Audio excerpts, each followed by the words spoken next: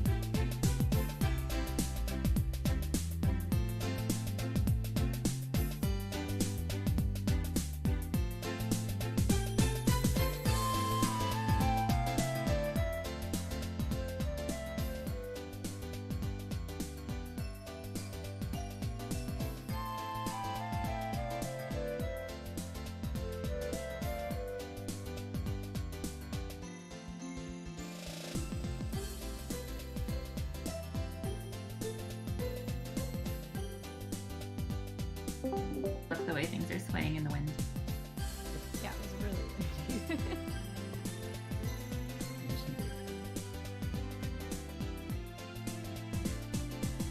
So by the way, we're gonna get started with show and tell. Does anyone have anything for show and tell? I think I posted in the general chat, but if anyone wants to do a quick, like 5-minute presentation about anything they're working on, it doesn't need to necessarily be a game, just anything that you're working on. If you want to do a quick 5-minute presentation, we'll also get some feedback. My puppy's joining in too. I don't know if you can hear her. But yeah, if anyone wants to do that, just send me a message or just kind of reply in the general chat, and yeah, we can set that up. My Discord, by the way, on my computer, you cannot see me now. Oh, it finally moved. It's been sitting on installing 1 of 15 updates for Discord for like about 5 minutes now. So hopefully that finishes pretty soon. I don't know why it is going very slow, but yeah, I will try and join with some video. But yeah, definitely, if you have a minor thing, definitely, I mean, this is kind of the perfect space to show that show and tell. It can be as big or small, just anything cool you're working on. Yeah, we'd love to, I'm sure everyone in the community would love to see it. And if there's any feedback you're looking for, if you just want to kind of share any lessons or knowledge that you've learned, all of that would be more than appreciated. So definitely, I can add you to the list if you're interested. Just kind of write back or say, yeah. But yeah, so we're going to be doing some like a really quick show and tell kind of section here in the beginning, like we always do, and then we're going to be getting into playtesting tonight. Tonight's our playtest night, and I think we have 3 games here. That the way it's going to work is we'll kind of, I think if all the creators want to kind of do like a brief elevator pitch of like, here's the thing that I'm working on.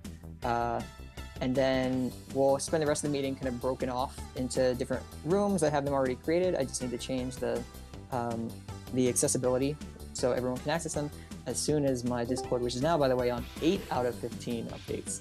We are making some progress. Thank you. It's really working really hard today. So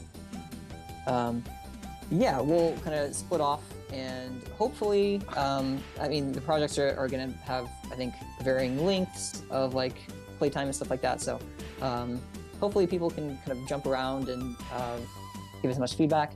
One thing that we'll definitely want to just be mindful of as I mean, feedback with games is really hard because we're all in like probably different phases of production, different phases of design. Some feedback is like more valuable than others, depending on like where we are in the grand scheme of production. So it'd be great for the creators, if you haven't already, but to just kind of do like a really quick little blurb of like the type of feedback that is like most valuable. That'd be great. We're gonna have both voice chat and text chat for all the different projects. So we'll be able to like jump into the voice chat. I know for my project, I'm probably going to try and stream like a little video, or even better, if someone who's playtesting could share their screen so I can see what they see, that would be like really, really valuable for me. So even if you don't necessarily have like the equipment or whatever to play the game, hopefully we can have some setup where someone is playing and we can kind of like data watch and give feedback if that's useful. If it's not, then you know, really it's just kind of up to the creators to determine what's the most useful way of approaching this. But yeah, so we'll kind of break off and do all of those things after our show and tell, and that'll be basically the majority of the meeting here. So of course this month was really exciting because we kind of sent off and celebrated the Global Game Jam. And so, by the way, I think I archived, I didn't delete anything just in case, you know, we wanted to kind of go back in the future, but I did archive all the, at least like announcements and news channels and general chats and stuff like that for the Game Jam.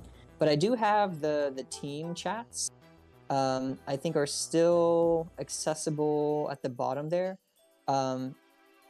At some point, like if it gets, you know, where there's like 4 months and no one's using them, it'd probably be a good idea just to kind of archive those, just so we can kind of keep recycling our channels. I think there is like at some point a limit to how many text channels and things you can have. So we'll just want to be mindful of that. But yeah, we'll kind of, when it makes sense, we'll archive those. But I definitely don't want to close anything down too early in case any team is still working on their projects. But yeah, that's going to be something to kind of keep in mind, that at some point we'll want to hopefully be able to move to close those down. Okay, great. And yeah, if anyone at this point, if any teams are still working on their projects, we wanted to keep initially all the kind of conversation and communication happening within the Philly Game Mechanics Discord server. But now that the jam is like officially over and we don't really need to be kind of moderating it in a very strict sense like we would with Game Jam, the Global Game Jam, definitely feel free to move on to, you know, starting up like a side server or anything like that if you want to continue production. That is more than welcome. So cool. And then yeah, so I guess getting into announcements and just other orders of business before we really get into kind of the heart of the playtesting night tonight. I see that we have a few people here who would be willing to participate in the show and tell. So for the 3 people who posted, kind of in response to the general message, yeah, we can, if it's okay with y'all, if we can just go kind of in order as they were posted. And again, we can just do very casual, very quick, 5-minute thing of here's a cool thing that I did, and we can get some feedback on that. Normally, again, I would be broadcasting and sharing my screen, so we could kind of like duplicate, share the screens, but I am now on 11 out of 15 for the updates. So it is getting there slowly but surely. But I think maybe the problem is I have it installed on a flash drive instead of I have a weird Discord setup. Anyway, so it's going to take a little bit longer than usual. But yeah, but before we get into that, just to kind of give the show and tell people heads up that I think that's going to be the plan for you 3. I definitely want. I don't know if I missed this. You said, Oh, yeah. are we screen sharing or not screen sharing? Yeah. So if it makes sense, if you have something that you want to do for show and tell, if you could screen share, and then just everyone who's here in the audience will just need to kind of switch to their display, their like screen share display. That would be awesome if that's like a possibility for anyone. I think we could do just like a straight up video feed if someone doesn't want to screen share, but needs to like use your webcam to show something. I think that is possible with like the audience that we have here. So yeah, that's also like a possibility if anyone wants to do that instead of doing a screen share. But yeah, if it makes sense, and if also like if there's like a link or something that you would rather have people click, we could do that too. But screen sharing and video would be ideal if that's possible for anyone. And definitely, I wanted to mention too. Are we officially live on the streams?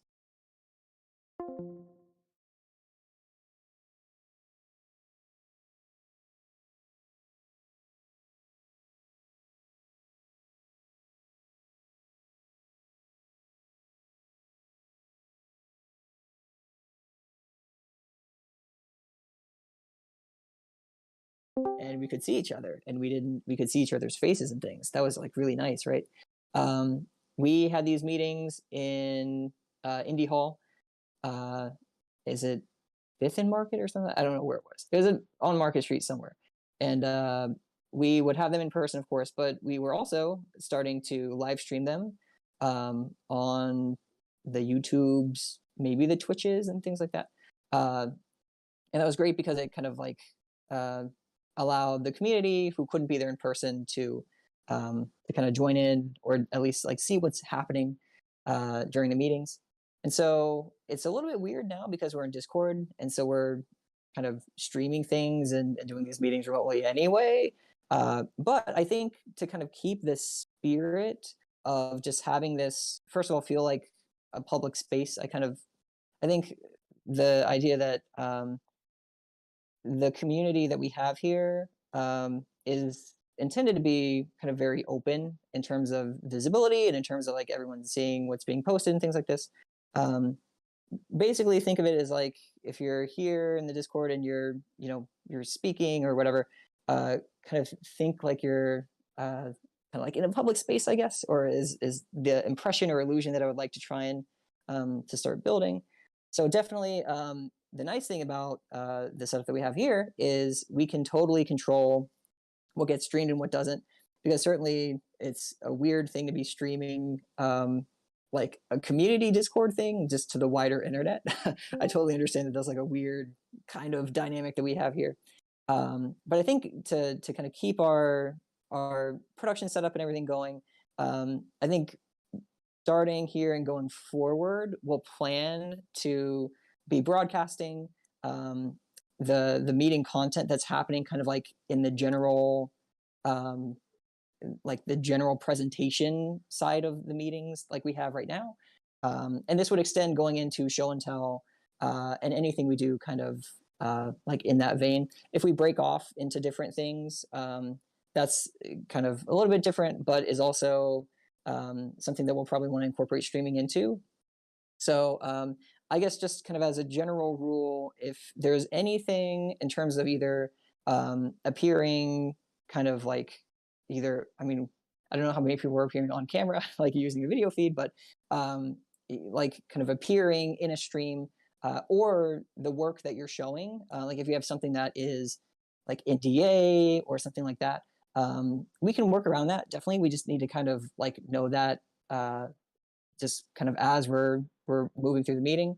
And so definitely we don't need to be like, hey, everyone shout if you don't want to be seen, like that would, or like don't want to be featured or whatever. But definitely just kind of send us, I guess specifically me, a message saying, you know, just kind of privately or discreetly, like what you would or wouldn't be comfortable kind of sharing. But yeah, kind of moving forward, I think it's kind of a new thing. This is all brand new to us, and we're still kind of figuring it out. But I think that's kind of the approach we'll try and take here, because hopefully one day in the future, a very beautiful day, we'll be able to be in person again. And I would love to continue kind of having like a hybrid type presence, so we can have like an in-person meeting organization group, and then we could also still incorporate and bring in people either in the Discord community or via YouTube or Twitch or something like that, and still have the community be accessible to people who couldn't necessarily be attending in person. So I think in preparation for all of that, we'll kind of keep the premise that we're going to be streaming to the wider internet as we move forward. So yeah. And if anyone has any questions or thoughts about that, I would love to hear that. Again, this is all kind of brand new. So if anyone has any thoughts or questions about that, maybe a good like place to talk about that would be in the PGM planning channel that we have in here. And just having more discussions and conversations about that would be awesome. And I'd love to hear anyone's ideas about the best way to move forward with all of those things. So yeah, I wanted to mention that. And then getting into announcements. The exciting announcement is I'm now at, I think, was I at 11 last time? Now I'm at 13 out of 15. So this is really getting serious now. It's so close to where I can actually like see what's happening in the Discord right now. But Philly Game Mechanics, if you are here, you have probably heard of the organization. But Philly Game Mechanics is, of course, a collective space or a collective organization here in Philly, comprised of just game developers or people interested in games from across the city. And we have a code of conduct that you can find pinned to our, where is it? It's the rules section in the Discord. And the code of conduct is really important to us because it applies across the digital and physical space. And so we try and kind of treat each other the way we do in Discord and virtually, the same way that we do in person. And so following all these guidelines is really important. Philly Game Mechanics also has a Patreon.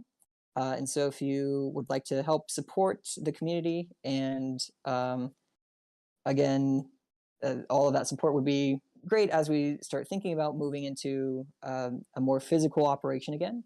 The funding and the support there kind of helps us have a physical space and go to an actual building and take it over and have these meetings. But it also lets us do things like the really awesome indie arcade event that we do at Color Space Labs in November, and all kinds of really fun things like that. So if you would like to support Philly Game Mechanics in any capacity, you can find us on the Patreon. And is there anything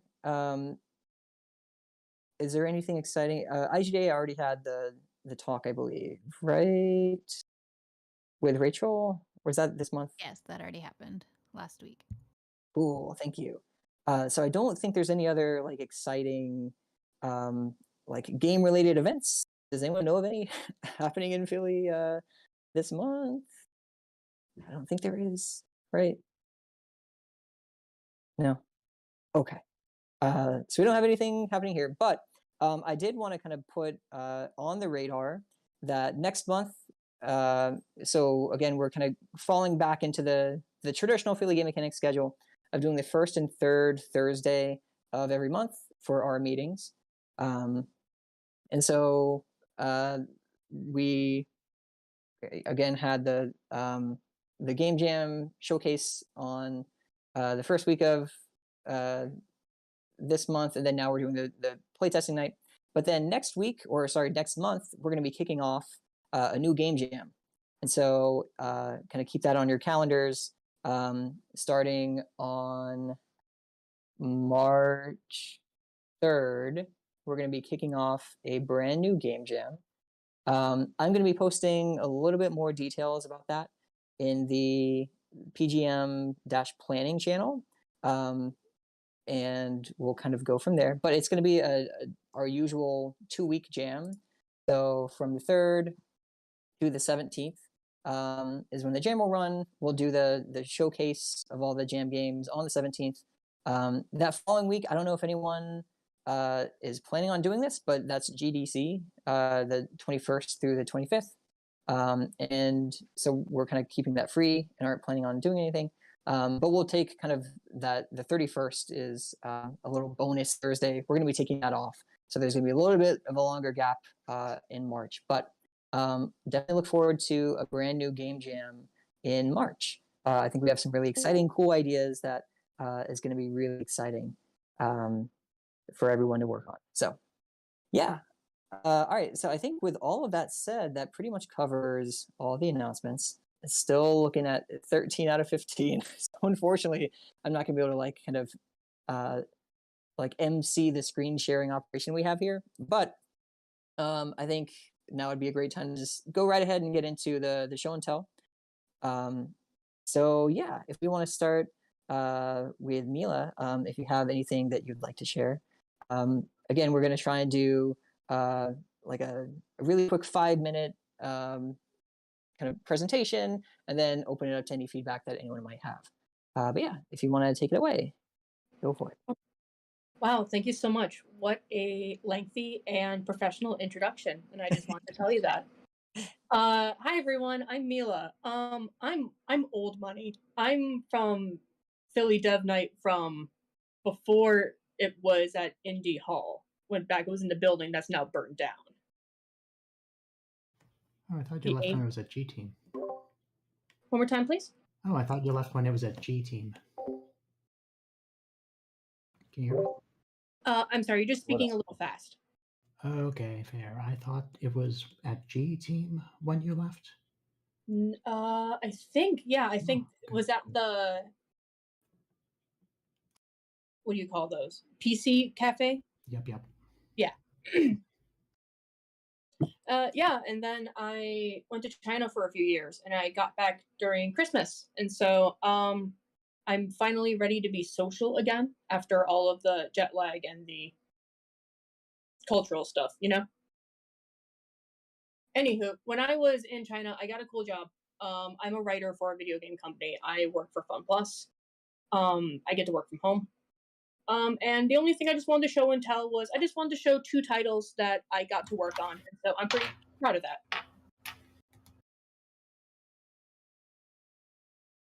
I'm just going to put them in the gen. I get to help translate mobile games, and it's super fun, and the building's really cool. But they do a lot of work with schoolism and things like that. But if anyone wants me to gab on and on about my company, I'm happy to do that. I did not prepare a thing. I was not expecting to go after something so professional. I don't know what you just said. Oh. Sorry, is it the connection? Mila sound fine to me. Oh, okay. Yeah, I could hear you just fine. Okay. Sorry. But a lot of my work is under NDA, but this is what I can show right now. And so if anyone would be interested in playing hokey mobile games, I'm your girl. Thank you.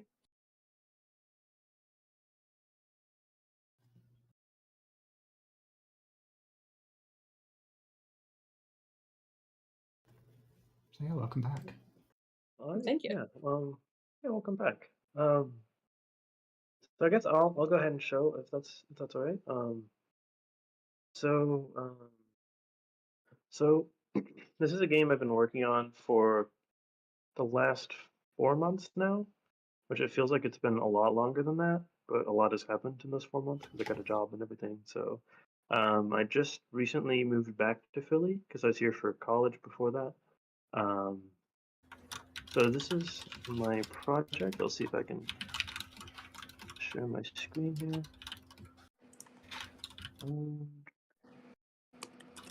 All right. Can everybody see that?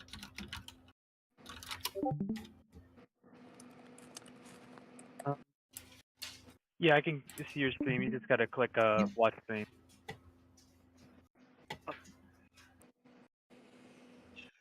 Yeah.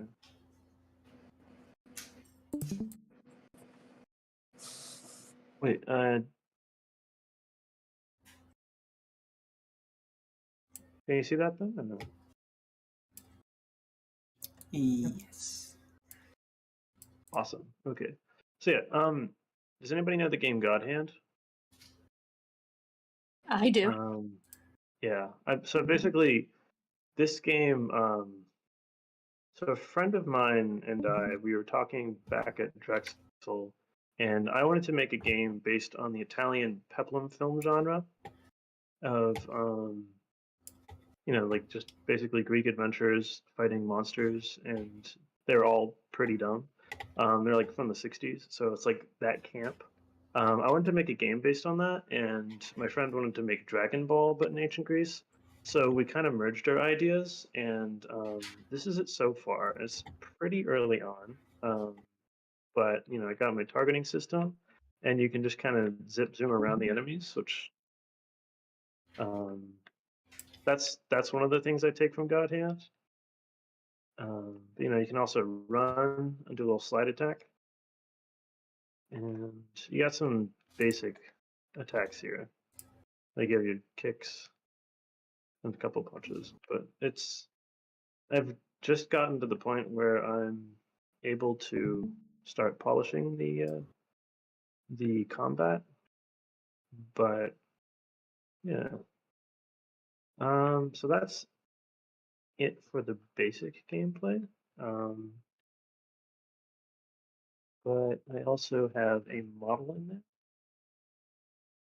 there, and I didn't rig them yet. That's our guy. He's gonna run around and say quippy one-liners and punch people, and it's gonna be great.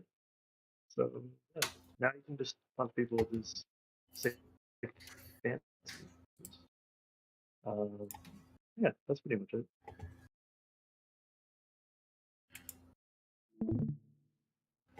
It's awesome. That's Yeah. pretty cool. Yeah. Tonally, it's like picture it being between Devil May Cry 3 and the Goemon games. So it's similar to God Hand tonally. Also similar, I'd say, to like Shrek 2. That's kind of one of my main references. Especially as far as like historical accuracy, I'm thinking that's a good model. Life of Brian, the Monty Python, that's another model of historical accuracy. So it's not going to be. That's why he wears shorts. But yeah, he's gonna fight Alexander the Great. It's gonna be rad. So yeah. Thank you. I have a question. What drew you to those? Like your inspiration for that? Like, what was kind of the impetus for trying to draw from those inspirations and kind of channel them into a video game? I think it was like because I've always liked action games, and I think what especially drew me to them was I also have always liked camping movies. But like if you look at the posters, like I really like posters by the artist Frank McCarthy, and it I don't think he didn't like touch on this kind of genre much at all, but His style in particular was something that would just draw me in. And a lot of these Peplum films, like their posters as well, would just kind of draw me in to the action. And it felt like a natural progression into a game, but also setting it in antiquity.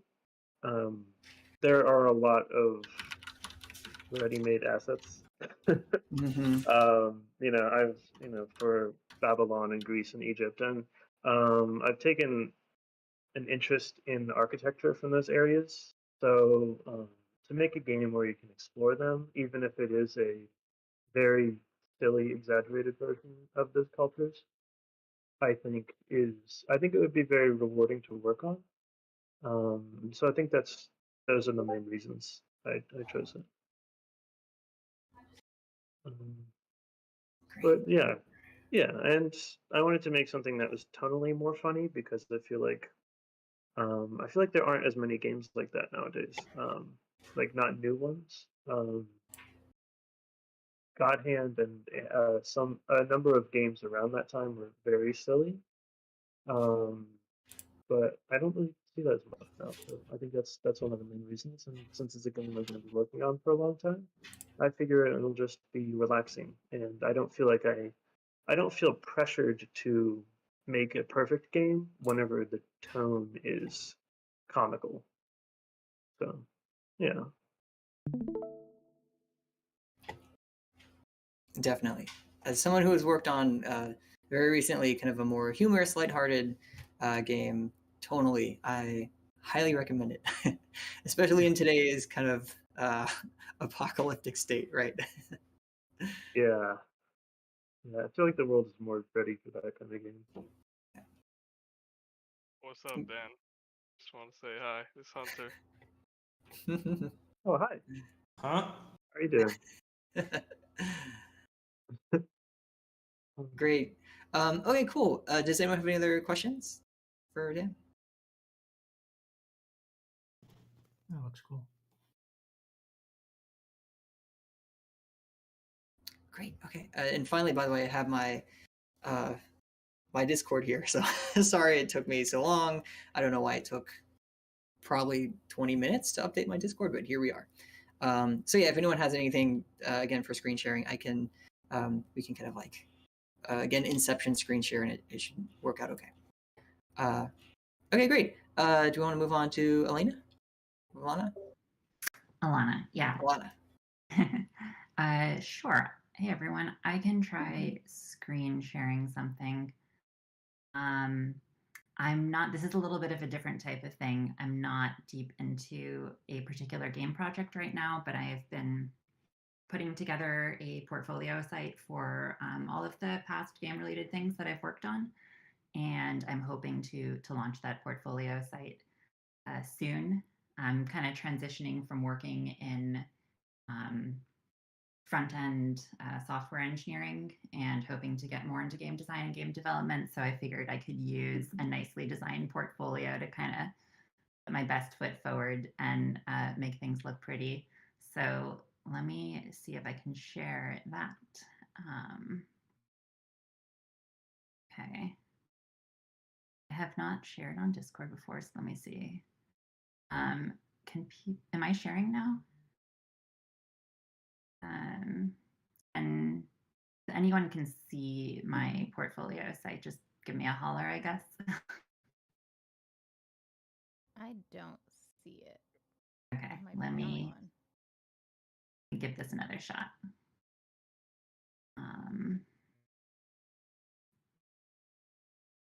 Okay. How about now?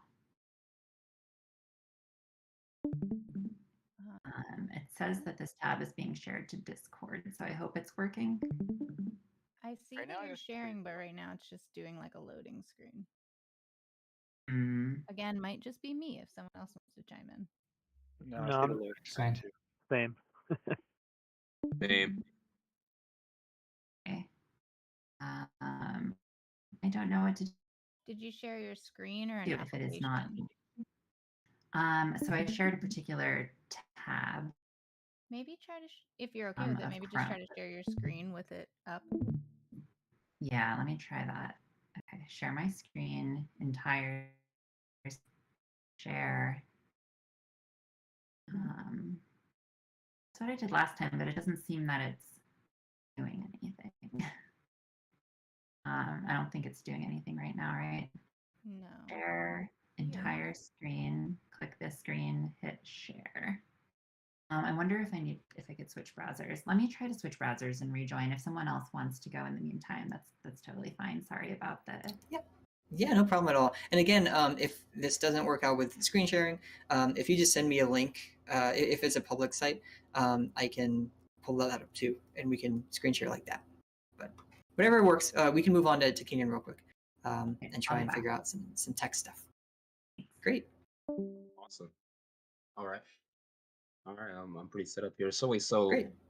are people having issues with sharing screens? Is that something I have to be concerned about, or? It should be okay. We'll let you know if it doesn't pop up, and I'll try and do again like the Inception kind of screen sharing thing. So I'll like screen share what you screen share. People can join whatever stream, but yeah, I'll try and set it up like that. Alrighty. How's everybody doing today? Doing good. Awesome. Yeah, good. Good to hear. All right. Let's see here.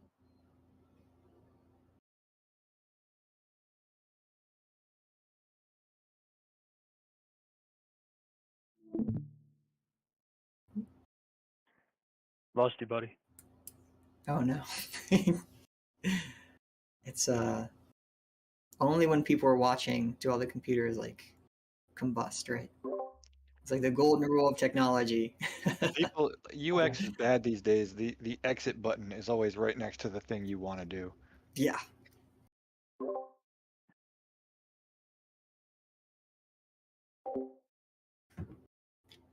Are you signed up for playtesting? Or sorry, not playtesting.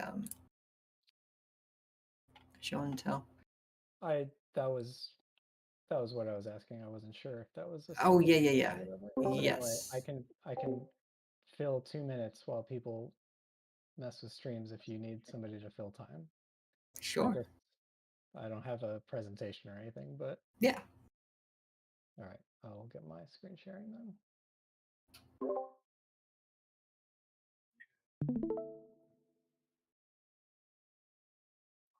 Yes. Yeah. But I mean, if there's anything specific that you'd want to call out, specifically within the show tell, like a technical thing or anything like that, then that is totally great too. Hello. Oh, hi Keenan. We're moving on really quickly. Sure. So we'll like look back around you in just a minute here. Are you good? Sure. I'm happy to wait and eat some of my food. Is that how we want to do it? Tom, you make the call. Just I say go for it, Apple Snake Eye. Just because we have you like all set up ready to go. Right. Yeah, actually, let's do it like that.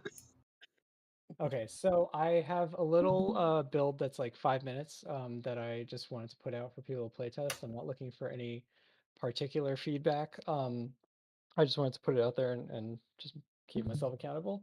But as a little enticement to get you to download it, the idea is basically I'm going to take this graph that you see, or this image that you see on the screen, and try and make it interesting. And the way I'm going to do that is basically by, oh no, they're going out of order. Oh, damn it. Well, whatever. So I'm basically making it into a historical, a playable history of the development of sound location technology, which if we click through, oh no, hold on, let me restart the stream. No. Yo, everybody's having trouble today. What's going on? I'm telling you, the computers are all just just got ahead of rising. my computer. This is my fault. Okay, I put it back up. It's starting to rebel. So I'm gonna try and make this image interesting by putting in guns like this. I'm watching the stream to see when it catches up. and those guns fire shells like this, usually a little bit smaller. But that's a good way to get people's attention instead of telling them about math. And the way that they used to do this was basically this was to locate artillery guns that you couldn't see. And the way they used to do this was with this method, basically. And then this method was developed, which you'd literally hook up big horns to people's ears, and you could use the human brain to tell, like, if you were aiming left, right, up, down from the noise. And then once you got good stopwatches invented, then you could do more complicated things using all of this stuff here and a guy in a hole in the mud. And yeah, I ran out of images, but basically you use sound to figure out where guns are, and then you shoot big guns of your own at them. And that's what my little prototype is about. So if anyone wants to give it a try and tell me if it's good, bad, interesting, or boring, I would love to hear it. That's it. Awesome. Yeah, I can already tell you it's interesting. Yeah, that sounds so cool. Yeah, definitely. So right after our, I think, final 2 presentations here, we'll switch into to playtesting mode. And yeah, definitely, it'd be great for everyone to check that out. That looks awesome. Great. Do we want to, I guess, wrap back around to, is Alana back or is Keenan back? Yes. I bought you guys all the time I could. That was perfect. Thanks so much. Let's look back to Alana real quick. Okay. I have switched browsers. Gonna try one more time. Cross my fingers. Okay. Allow to screen share. And great. I think it's working. Yes. Yes. We got it. Yes. Yep. Cool.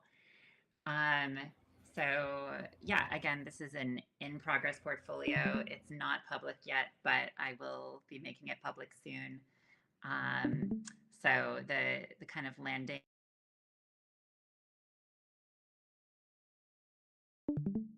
Lost your voice there. Can you hear me now? Yep. Yes. Yeah. Yep. So you can hear me when I'm not when I'm looking at this browser, which isn't showing the tab.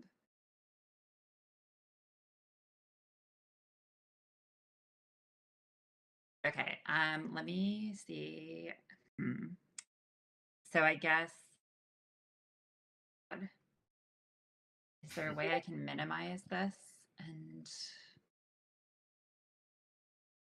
Yeah, I'm thinking maybe you just like cut both screens in half or something like that.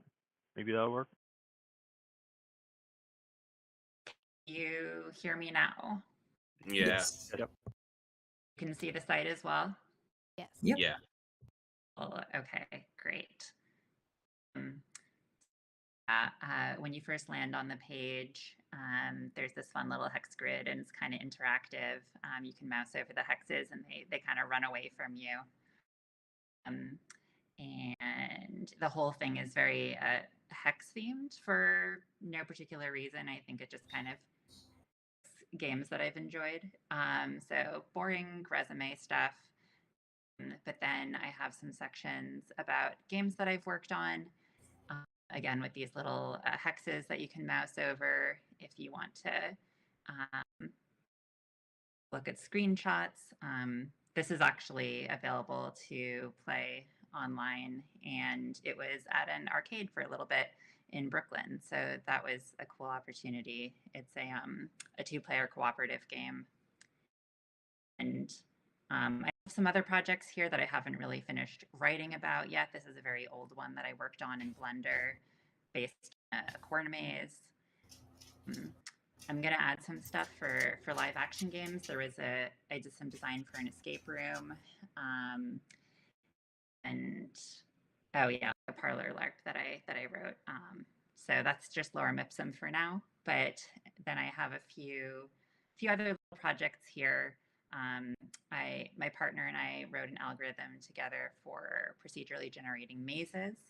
So that one's kind of fun. You can and it takes you over here, and you can interact and kind of analyze the mazes and of the maze that you want. And it's sort of a game adjacent project where it kind of helps you explore decision trees in logic puzzles and games. So you can kind of make moves on the board, and it generates a new board rather than updating the original one. So you can kind of do a what if, like what if I made a different move instead?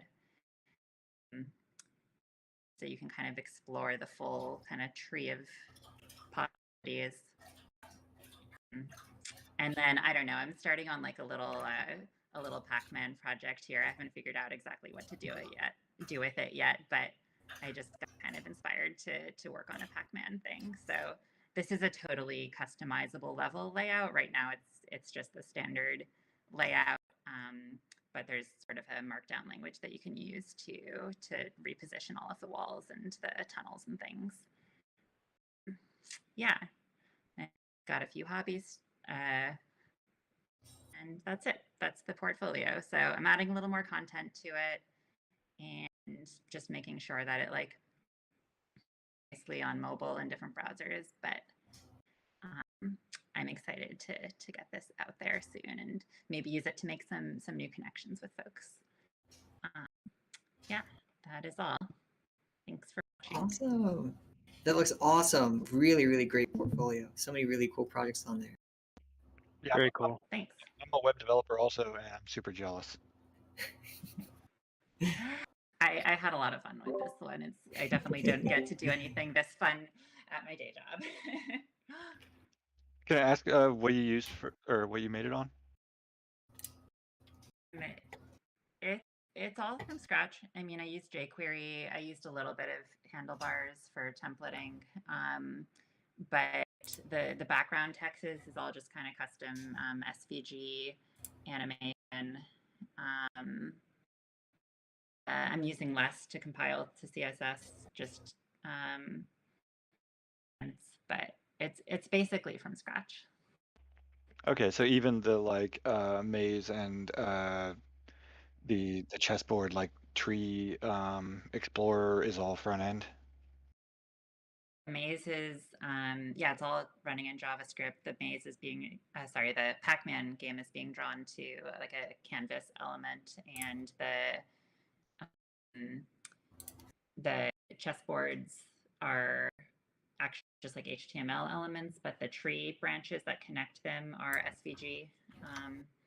That gets kind of updated as you interact with it. The maze is also all HTML and CSS. That was sort of a fun one to think through. Very cool. Great stuff. All right, thanks so much for sharing. Let's kind of wrap back around to Keenan. Do you want to kind of pick up, give it a take number 2? All right, yep. Hit the little movie. All right, cool. All right, let's go ahead and hit screen 2. Let's do this thing. And I'm live. Who's seeing me? Anybody? I see you. I can see Awesome. All right. So, I'm just gonna go ahead and show a little bit of progress on a long-term project that I've been working on. It's called FLO, and the inspiration behind it, for those of you who don't know already, who haven't seen this yet, is Devil May Cry. Play lots of Super Smash Bros. And just like competitive fighting games in general is my main inspiration for everything I make. And this past week, I have been working on like implementing a state machine for my AI, my enemy AIs here. I'm gonna show you like this little enemy that I got going on in the scene right here, and I'm just gonna show you real quick like what I did and how it works. So first, I'm gonna show you that it works in first place, and the kind of result that I get from having implemented this past week. So go ahead and load up a little bit faster, please, maybe. Would appreciate that. Thank you. And editor application, okay. Init or rebuild, all right. Yeah. Yeah, just take your sweet time. Come on, man. I'm telling you, every computer that I've touched today is having the same issues. Yeah. Listen. All right, cool. So we're ready. All right, so I got my guy here, and I have a combat system set up. So the main thing, right? So as you can see, like as I get closer to my guy, he runs up to me and starts attacking me, and he stops, right? And he attacks, right? All very important details. And then also when I hit him, lag. I think recording the stream is making things a little shaky, right?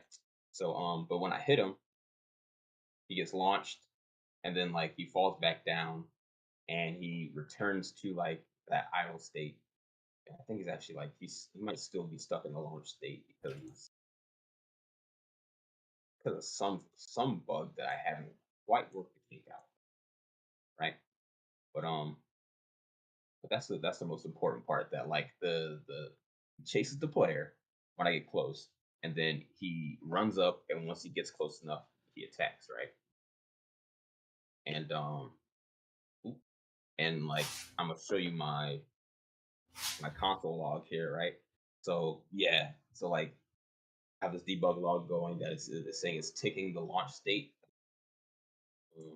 Let's see if I can get it to. All right, no, it's gonna be broken. But listen, everything else works. I gotta figure out. I gotta fix why it's not coming out of the launch state. But I have the script here. Where I'm going to show you. Can it close? All right. Wow. I'm going to show you how the state machine, it actually like transitions between states that are actually individual classes. So like the idle state is like its own class, and like the launch state is its own class, and like when I do certain things, okay. Wow. So I think it's just gonna move slow today. All right, that's fine. So I'll show you like right here, off the side. I can show you like a little bit of what this guy going on. So like I have this entity state machine behavior going on right here, and let's see here, and like right here I have an initialize state method that like creates new like state objects, and like each of these objects state interfaces on them, and like this is like what the idle interface is like for the first. So like it has like a tick method and an on enter and on exit, and like these trigger when things like go outside, and when it enters and exits like the idle state. So like if I walk up to it, it's going to exit its idle state and go to the base player state that is determined by these transitions that I actually have set up in code right here. It's like I literally like I set the transition up with like 4 lines of code instead of actually using like the animator to which is like the typical way to set up conditions for transitioning from state to state. And then like yeah, see this. I'm wrapping up with this. Like this right here is like this state right here. This class is a little complex, and I learned how to get everything to work. But when you first start writing code, other programmers know what I'm talking about. When you first start writing code, and you're like, okay, so if I write this 100 more times, then I'll understand that this is a situation.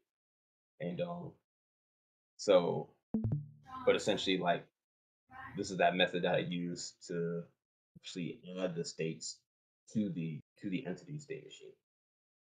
And it's a state. It's a state machine pattern that I had going on. and yeah, it's working for the most part, other than the fact that the whole launch thing is is sticking. So like when it lands, it's actually supposed to go back to the idle state, and like there's a line of code right here. Oh, from launch to idle right here. It has a fall time that increases when it's in the air, and when it lands, it should be checking like, okay, now it's landed, it's grounded, and the fall time was more than 0. So the land trigger should be triggered, but is not being triggered. So that was the issue. So, but yeah, that's what I got going on, and that's what I want to be working on fixing over the weekend. Yeah, That's awesome so stuff. AI, I mean, that's one thing I've kind of like historically tried to shy away from, because I know AI characters and just all the calculations are really, really hard. So it's a great job tackling all of this. yeah, appreciate you. So yeah, that's what I've been working on, and I'm gonna show more progress. That's the reason why I wanted to share. I'm showing you guys where I'm at right now. Over the next couple weeks, I'm gonna show you where I'm going. Definitely, yeah. For anyone who's working on kind of more extended things, continuing to see kind of work in progress things is, I think, super useful for everyone in the community. You're going to see like where we start and kind of where we end up. So yeah, definitely kind of keep us posted. Feel free to keep also posting in the show off channel that we have here in Discord. Yeah, we love seeing all the different progress that people are doing on these projects. So really nice. Awesome. Great job. Great. And I think we have one more really quick show and tell thing for a new YouTube channel that just went up. Yeah, do you want to speak about that real quick?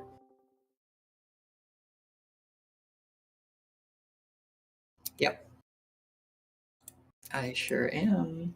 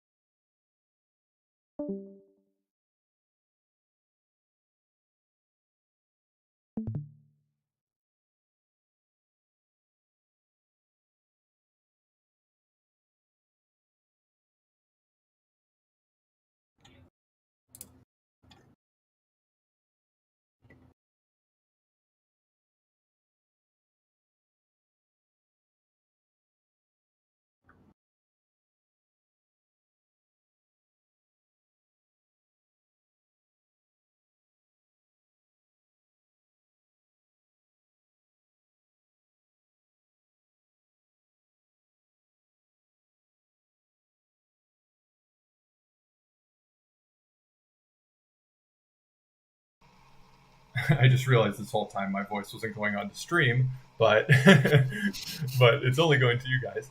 You can hear me, right? Yes. So yeah, basically, I've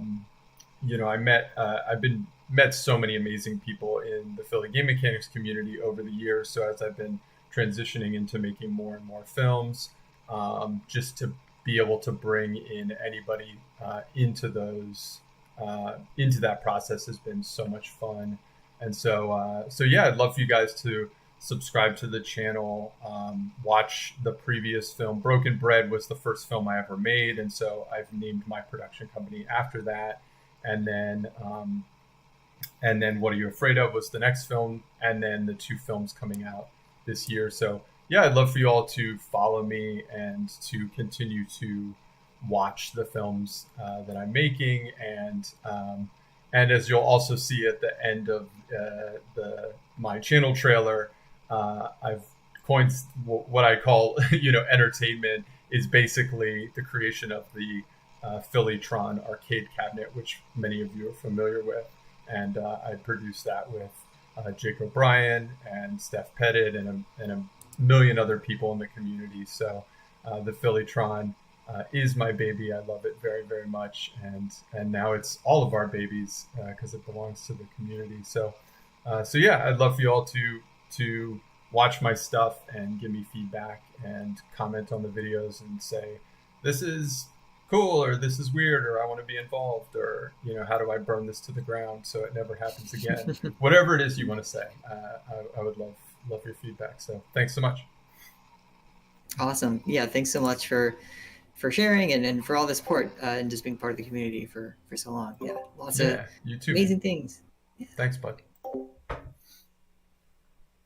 Great. I think that is going to wrap it up for the show and tell section. We're like right about an hour in, so right on schedule here. And I think that's going to kind of take us now into the main event for tonight. We have 3 games for playtesting. And so I think let's go ahead and just do a really quick pitch. We already got kind of a little tease of Sound Ranger, I think, already, but we can do like a really quick pitch for that again.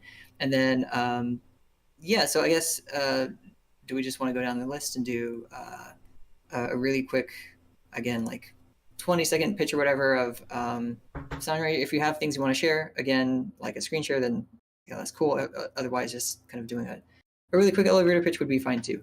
And I know you've already kind of done it, but would you want to really quickly do a quick description of Sound Ranger?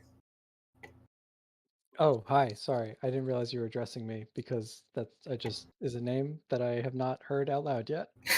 There you go. That's how it sounds. So if you want to try my little prototype, it'll take, I think, 5 minutes maximum. It's on PC only. Sorry, everybody else. And you need headphones or speakers or something. Great. And then the Super Marxist Twins. So this is a parody propaganda platformer. Basically, as though a Soviet state-sponsored game developer had made a game to contend with classic platformers and subvert Western youth. So we have a demo on Steam, and the link is in. Does everybody have access to go get to check out the room or whatever? Yep. Yeah. So everyone should have access now in the text chat, and that has a link to the Steam. I see. Yeah. So there's a link in there. Anybody can try it. So far, it's only have a Windows build, unfortunately.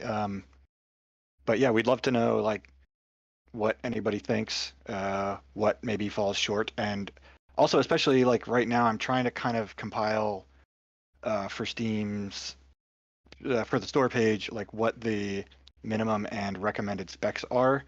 So if anybody has a machine that's super old or dusty or whatever and can't run it all that well, first off I'd be surprised, but second off I'd love to hear about it so that I can kind of put together a floor of recommended specs. Anyway, that's it. Thanks. Great. Oh yeah, I'm so excited to check all of these out. This looks really, really great. Okay, and then my team is also going to be showing something that I think is tonally a little bit different. So we have been working on a trivia game all about puppies.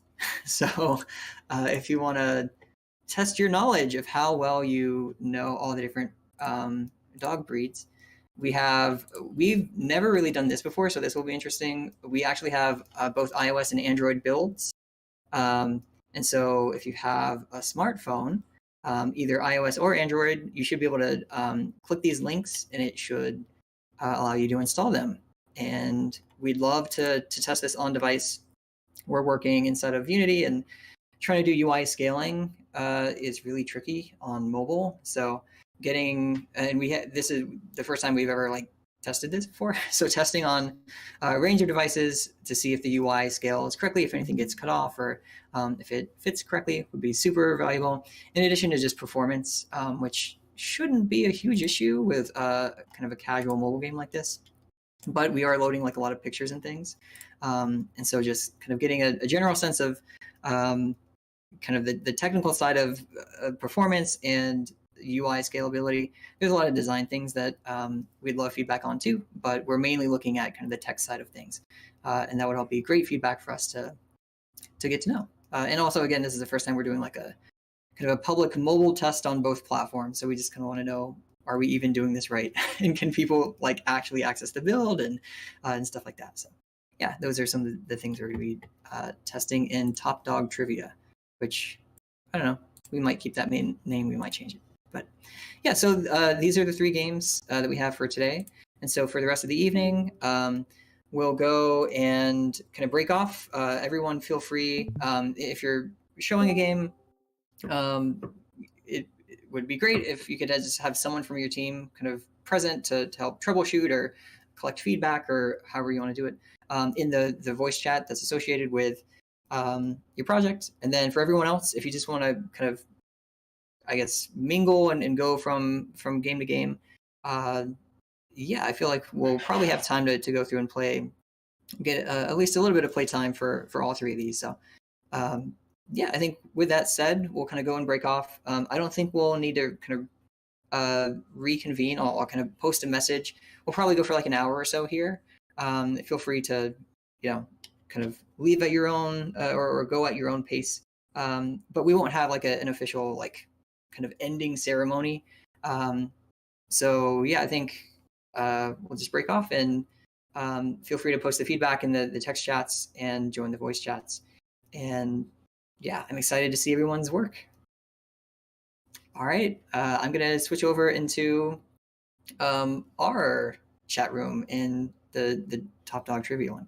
But yeah, if there is any performance issue or like any like Discord issues or anything like that, just ping me, let me know, and I'll be around to help kind of facilitate and usher people as needed. But I think otherwise, yeah, I will see you all on the other side. Thanks, Tom. Thanks for facilitating everything. Yeah. You got it.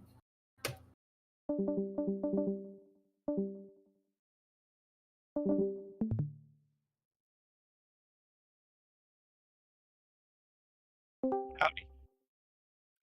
How's it going? Yeah.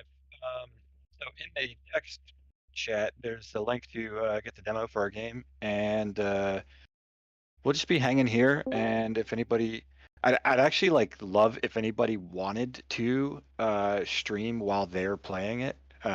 Somebody who has not played it before, I would actually love to see that. But no pressure or anything. And we'll just be here to like answer questions and hang out and stuff. Sweet. Yep. I'll also be monitoring the chat for Super Marxist Twins in case anybody is having troubles with the audio.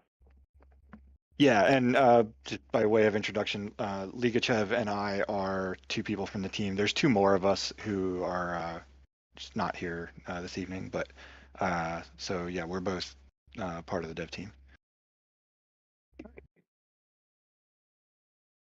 Well, I'm ready for a good time. Okay. Yeah. All right. You could see yourself out. Oh, yeah. We started up then. Eric, where did you put the link for our game? It's in the text chat. That's named like this voice chat, kind of, but in kebab case. I actually don't see it there though. Is anybody else? Is anybody else missing? I think you can scroll up a little bit. I will also, can I pin it? I cannot pin it, but yeah, there's not that much text in that room, but if you scroll to the top, it should be there. Yeah, I don't see anything above where Tom, gave me permission. Oh, okay, all right. Let me just do it again, just in case. Yeah, I'm just wondering if anybody else is having the same issue.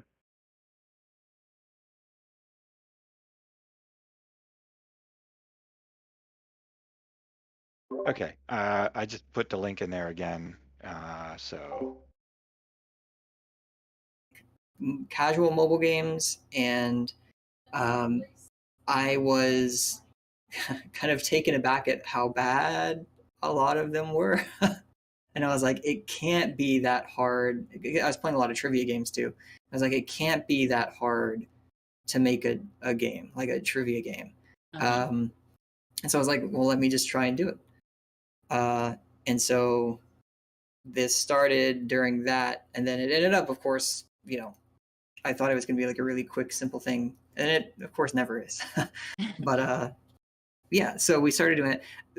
The one thing that I am interested in doing now is I just learned about kind of this educational branch of the American Kennel Club, and it sounds like there would be a really great potential for some like connections and partnerships there. So we're going to see if that's possible, or if there'd be any leads for that. But yeah. Cool. Okay.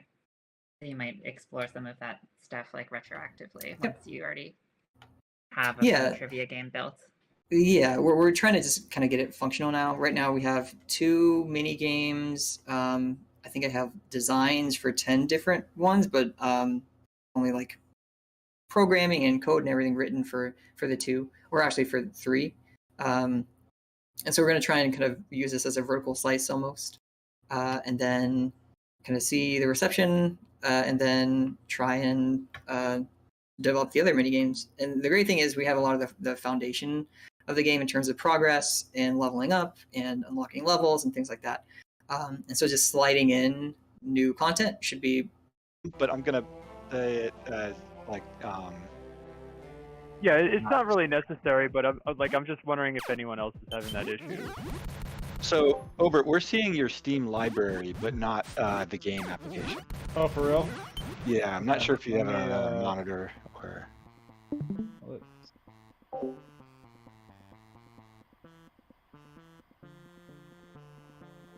Yeah, you might be maybe doing 2 monitors, dual monitors.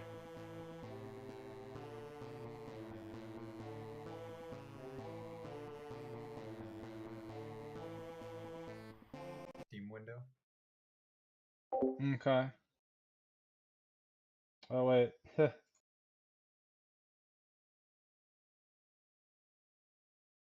Wait. If you.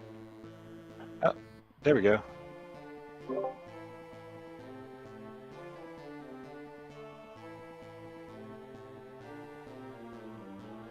Yeah, that's.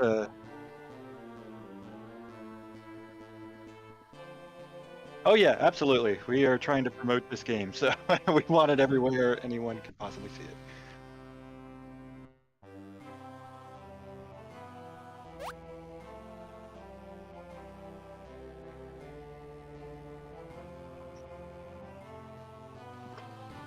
Yeah, sure. So it's a parody propaganda platformer. The idea being like the game is a propaganda piece, as though developed by like a Soviet state-sponsored game developer to subvert Western youth. I noticed there's a display bug with the options there. If you just hit escape real quick, yeah, hit escape one more time, and then there we go. Now you're at the menu. Got a little funky there. So yeah, are you looking to lower the audio? Is that what you were looking to do? It's kind of fine. I can hear you guys a little bit. Okay. All right. Cool.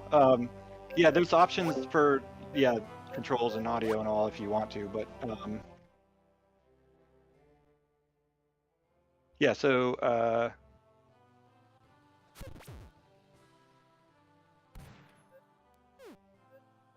kind of let you get into it and then, you know, kind of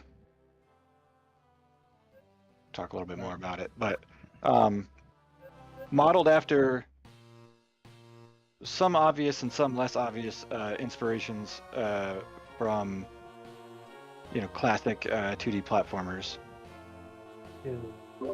I appreciate that it's not just a direct Mario clone. I like that there's like it reminds like the two characters being controlled simultaneously. Reminds me of like Donkey Kong Country. Yeah, exactly. Yeah.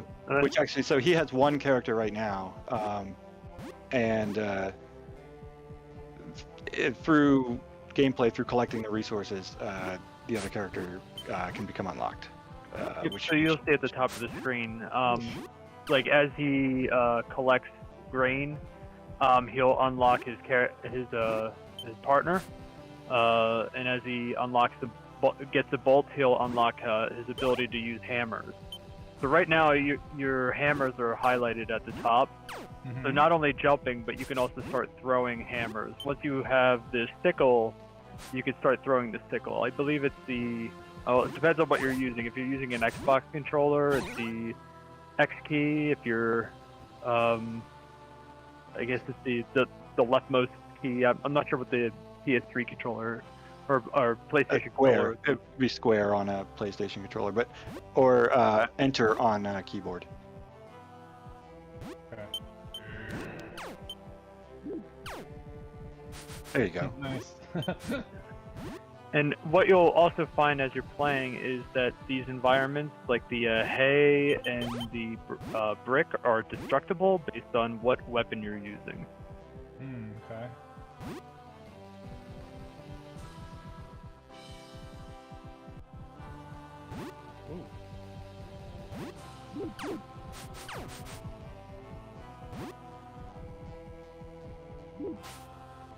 Aha, I see.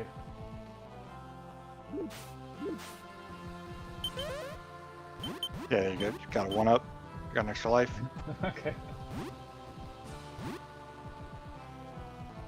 Yeah, and I think once you play through a couple levels as well, you're able to unlock the there's a level editor function to the game as well. Oh. Okay, that was kind of cool. My buddy died, and it kind of just pushed me out here. Yeah, so when he dies, you have the option of just swapping to your guy or getting an extra jump.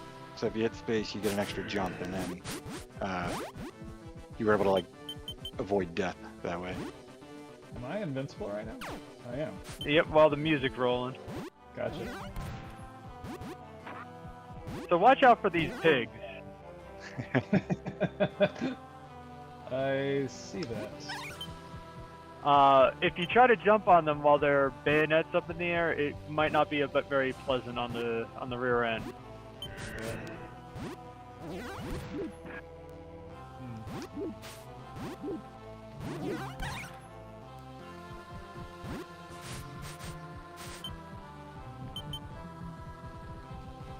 It's a pretty addictive soundtrack.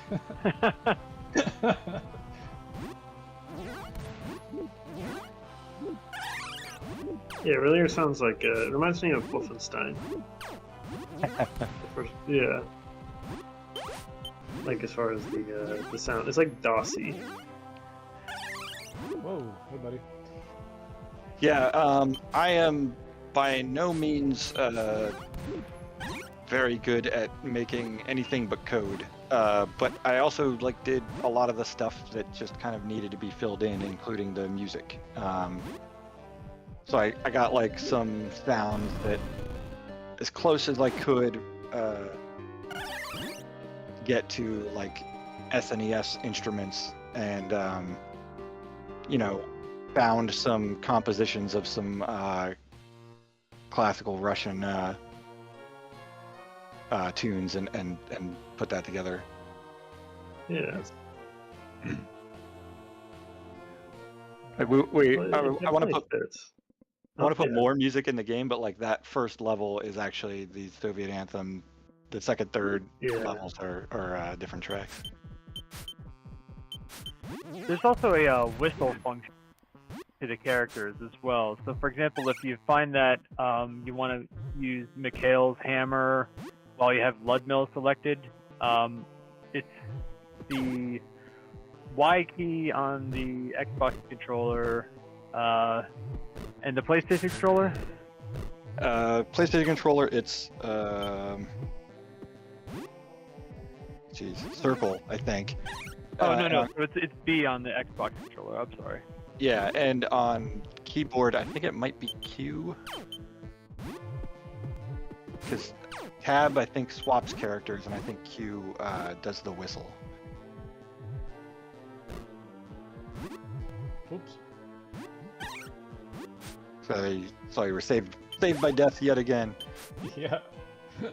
Or saved from death, I should say, not by death. That doesn't make any sense. I like that the hammers bounce.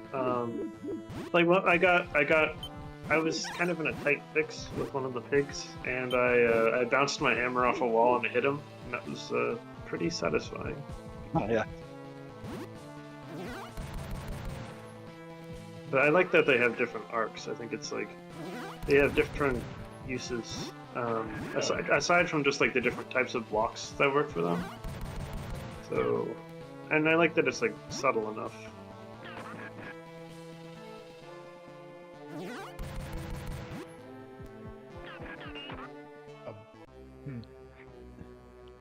Continue. The history of video games in the Soviet Union is pretty interesting, actually. Aside from Tetris, but like. Oh yeah, with like the Dendy system and stuff. Yeah, Dendy. And then there's also like there are a number of restrictions on how violent video games could be. So a lot of the video games people would play on whatever computers they could get their hands on because there were restrictions on what they could import. A lot of the oh good, I get a checkpoint. Yeah, a lot of the games are just knockoffs of Western games, but without any violence in them. So like they do weird versions of like Galaga and things. Yeah, but yeah. Yeah, there's just like there's kind of like a completely different attitude toward intellectual property, really. At least like in that time. Yeah. And that sort of, I felt, also kind of added a layer to the theme we were sort of going for. Yeah. Mutual death. Mutual assured destruction. Yeah, it's pretty mad. That's a funny animation. He just head spins straight into the water. Oh dear. I seem to be getting worse, or the levels are getting harder. Maybe just having like because I don't know. Maybe the best solution would be just finding a completely different font, just across the board. But we can also maybe do like a fallback font, and so if it is missing a character, it can change to a different font that has those characters. Something we'll have to kind of play with and see. Yeah, I do like the font. It's like a very friendly font. Yeah. We so I've become a big fan of as in our we usually do 3D games, and we usually rely we're starting to rely more and more. We did one production where we created literally everything from scratch, and just everything was handmade for all of our assets. And then that project took like 5 years to finish. And so then we switched to the motto of just kind of realizing that we're a small indie team and we're not going to be able to make everything right hand. And so relying more on assets to populate our world and things like that. And we really took that to heart for our future games. And I've actually started kind of taking that philosophy for our UI design as well. Because it took me a while to find, but there are a few different marketplaces where you can find just like pre-made UI designs for just different games and apps and things like that. And so instead of creating things from scratch right now, usually what I'll do now is look at reference. We look at Trivia Crack. It's kind of especially there's a newer Trivia Crack called Trivia Crack Explorer. That's more in line with the type of design we have. And so I looked at that as reference, and then I tried to find a UI like template that was similar to that. And then I just took that and kind of like looked at the color palette and looked at all the imagery and stuff like that, and just kind of have been modifying it and rearranging it as we need to. And so that was kind of my approach for this UI design. And we did the same thing with the UI design in our other dog game, which is the Halloween one. We were running around as a dog. We kind of did the same thing where I found a pack that like a UI design that I really liked, and then I kind of took it and just kind of remade it to fit. I think that was actually like a mobile UI design, but we needed it to work on like a 16:9 type aspect ratio. Like, instead of like vertical, it needed to be horizontal or landscape. And so yeah, kind of remaking it and giving it a facelift to make it work with that. So I think that's kind of my new approach now for UI design, is like, let me do some reference research, find what's out there, try and find some designers who have already created something roughly in the same ballpark, because that's the hardest part for me, is just starting from scratch and trying to like figure out how much shading should I be doing on my UI components, and then how flat should it be, and then how much do I need to round my corners and things, and then I just get lost forever. So having someone take the first step at that, and then having me kind of like modify that, has been like really useful for me in terms of like designing and implementing UI things. I think that's a totally reasonable approach. There's no shame in that. I mean, that kind of thing really can help a small team have a much farther reach, and ultimately that the details of the interface aren't the thing that you care most about. It's the game that you're using that to build. Mm-hmm. There's so many breeds. This is actually really hard. Yeah, there's 197 in the game. I think basically in line with the AKC. So I did okay on the multiple choice, but I'm not so good with the other one, the spelling. The spelling. Also, yeah. Because I'm like, what word was this? And it's like Alsatian, blah blah blah. From like a lot of. I'm not as familiar with dog breeds either. But as someone who has spent a lot of time getting very knowledgeable about the subject matter, that game is really hard for me too. Because again, a lot of the breeds are like in French and stuff, and so even if I know it, I'm like, I don't know how to spell Lundihund or whatever. Like that's not going to happen. So yeah, I think one thing we're probably going to be looking at doing, we have actually a whole category system where it's supposed to break down the breeds into easy, medium, hard, and expert. But I think we're probably, and it kind of does that mainly based on their popularity. We actually have data on how popular all of these breeds are in the US. And so we kind of go from, most, and it doesn't even necessarily coordinate. What's a Kuvaz? I've never heard of it. Right. So that's going to be like pretty far down, right? But even because there are some breeds that aren't very popular in terms of ownership, but are still really recognizable. Something like a Saint Bernard would probably fit in. So like everyone knows Beethoven, right? And Saint Bernards, but it's not super high up because they're really huge and really expensive to own. And so we have to kind of like also factor in not only like their popularity in terms of ownership, but like how easily identifiable they are. But I think for the spelling game, and so I think maybe that can kind of work. And I don't think we have any difficulty things working in the multiple choice mini game. But in the spelling one, I think we're going to also have to kind of factor in all of those things that I just talked about, but also how easy is it to spell the the thing? Like if you get a pug, pretty easy. If you get like a Nova Scotia duck tolling retriever, that is a little bit harder. Right. So figuring out, and then poor Chris is here. He has been working on trying to get the. It's been a really big challenge trying to get the letter grids in the spelling minigame specifically to try and scale correctly, because we have to dynamically generate the like Wheel of Fortune style letter slots that go in, and we have to know, because you wouldn't want to cut off like the name halfway through a word, right? And so we have to like factor that in, and then yeah, it gets very, very complicated. I got one right. Of the spelling.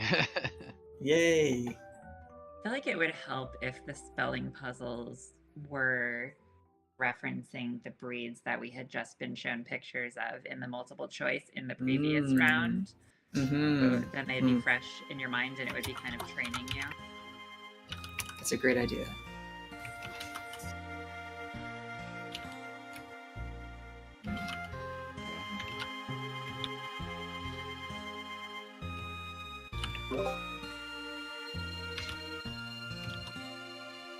Yeah.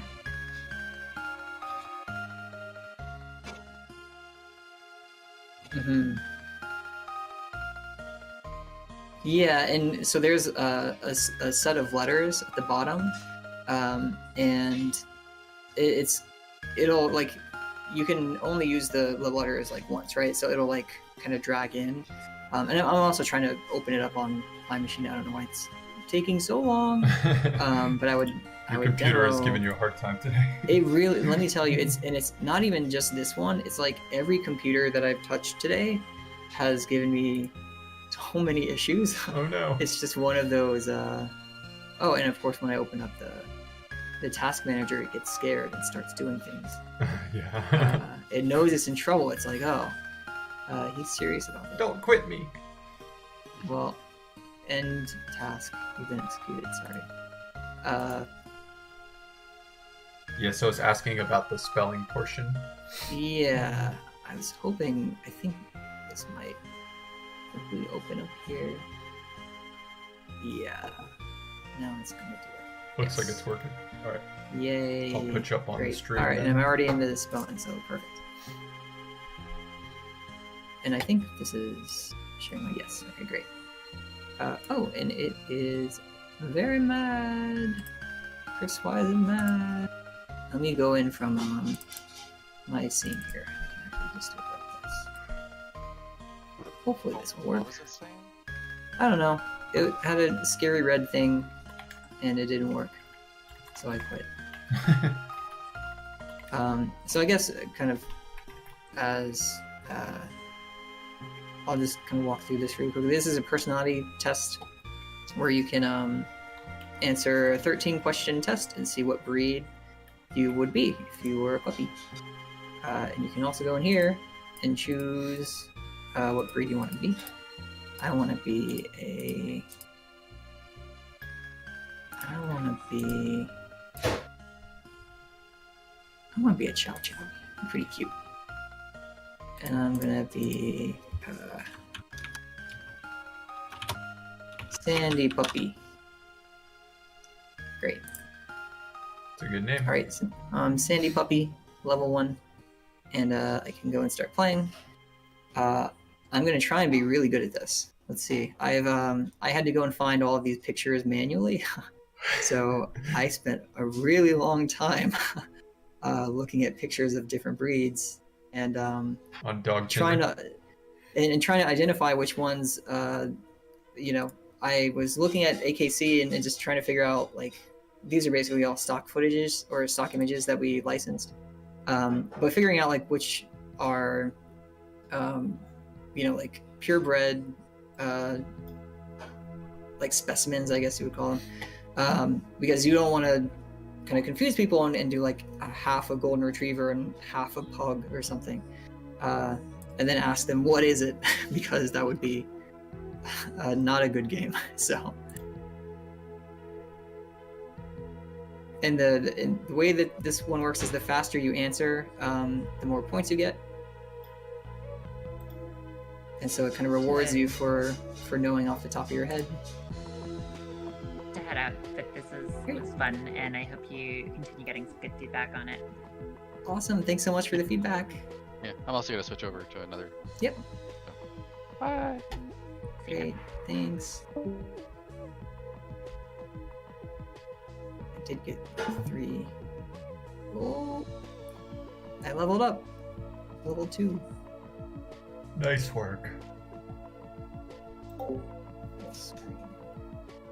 And so then when I get into spelling, I actually... I think I know this. It's a Sheltie. It's a Shetland. Shetland.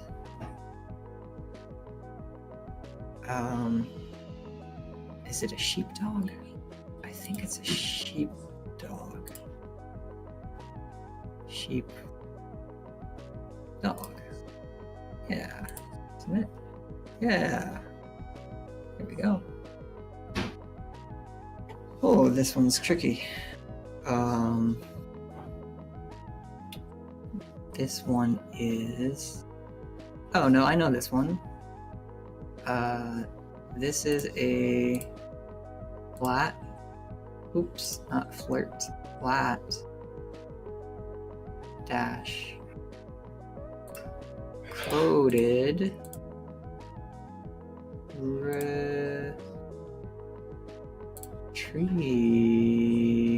retriever. Oop.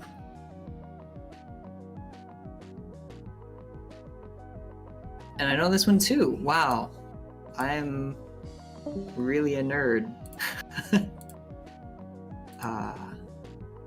Portuguese. Oh, I don't know how you spell Portuguese apparently. See, this is where it gets tricky. Portuguese.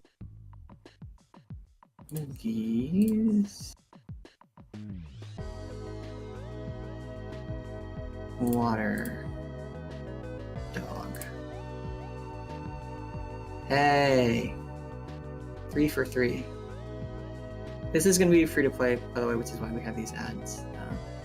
They don't show up on mobile probably, because we don't have that configured yet, but it'll be free to play.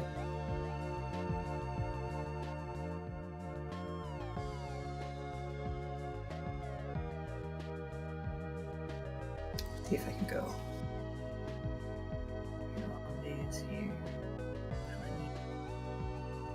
I did think, as someone who used to work as a dog groomer, that I would have been much more prepared for this game.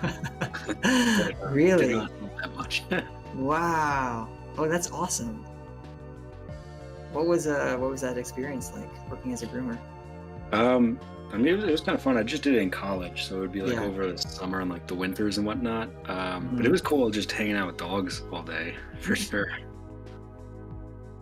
Did you have to do like haircuts or anything like that, or was it mainly like the bathing and? Yeah, I mainly like bathed them and dried them. Sometimes I would like comb them and whatnot, but the people in charge usually stuck with the hair cutting and whatnot. Yeah, which is fine, because 'cause I know more that's can be a very advanced thing for sure. Yeah, and that's also where the customer would probably get more upset, if it was messed up. Understandably. Yeah, sure. I have a lab, so she like doesn't get haircuts. I like wouldn't care. But yeah, if you have a long hair breed, yeah, you definitely wouldn't want that to get messed up. The thing I'm noticing about the spelling game that is kind of cool. It's like once you sort of get used to seeing some of the pictures, especially seeing them in the multiple choice and like guessing them correctly, the spelling, like I've been playing it for like half an hour, I think, and the spelling doesn't seem as hard as it was, which is kind of cool. That's great. I mean, and it's something I don't know if you're here when we're talking about it, but we're definitely. I mean, the difficulty hasn't been like touched at all. It's basically all of these challenges right now are just taking all of the available breeds. But certainly when we throw players in the beginning, we'll kind of cut everything down to a smaller pool of like the most recognizable ones and like the easiest ones to get, and then have it progress.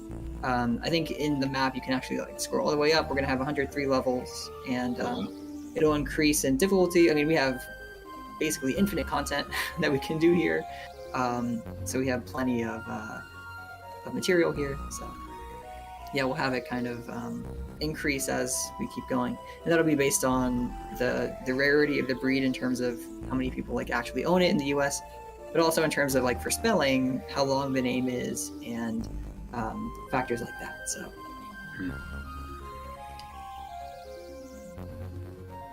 and we'll have leaderboards too. I didn't realize you could scroll up.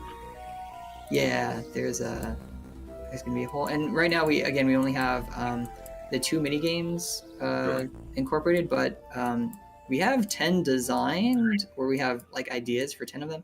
We have 3 of them functional, including the 2 that we have here. And so yeah, it's just kind of a matter of how many we want to actually execute and how many are actually fun, and we can slide them in basically wherever.